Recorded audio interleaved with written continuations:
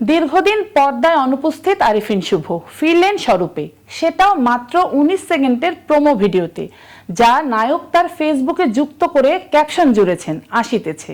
যদিও কি আসছে সেটা বরাবরের মতোই রহস্য জিয়ে রেখেছেন ঢাকাই সিনেমার জনপ্রিয় চিত্রনায়ক। কিন্তু কি আছে সেই ভিডিওতে, চলুন জেনে নেওয়া যাক আজকের প্রতিবেদনের বাকি অংশে। অন এয়ার একাডেমিতে 30% ডিসকাউন্টে নিউজ প্রেজেন্টেশন কোর্স। আরিফিন শুভর সেই 19 সেকেন্ডের প্রোমোতে দেখা গেছে নৃশংস এক নির্যাতনের দৃশ্য, যেখানে শুভ একজনের প্রাইভেট পার্টে আগুন ধরিয়ে দিয়েছেন। এমন ভিডিওর পর সতর্ক বার্তাও দিয়েছেন শুভ, অনুরোধ রেখেছেন বাড়িতে বা কোথাও এমন কাজের চেষ্টা না করার। তবে এই ভিডিওটি কিসের সেটা সুনির্দিষ্ট করে জানাননি শুভ।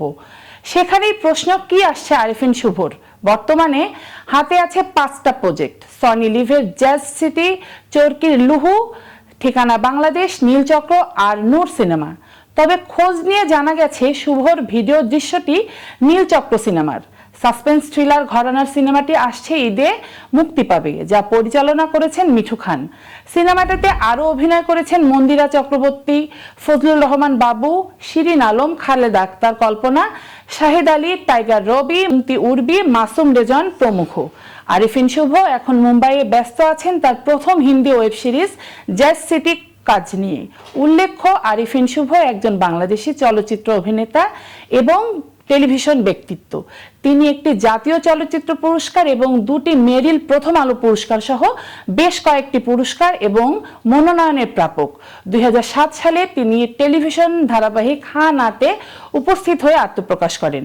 2010 সালে তার অভিষিক্ত চলচ্চিত্র জাগো মুক্তি পায়। তিনি 2013 সালে পূর্ণদৈর্ঘ্য প্রেম কাহিনী দিয়ে মূলধারার সিনেমায় আত্মপ্রকাশ করেন। তিনি চলচ্চিত্রে তার নেতিবাচক ভূমিকার জন্য মেরিল প্রথম আলো পুরস্কারে সেরা অভিনেতার মনোনয়ন পেয়েছিলেন।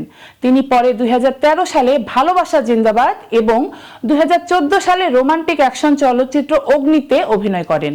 2015 সালে ছুঁয়ে দিলে মনে তার অভিনয় তাকে সেরা অভিনেতার জন্য মেরিল প্রথম আলো পুরস্কার অর্জন করে।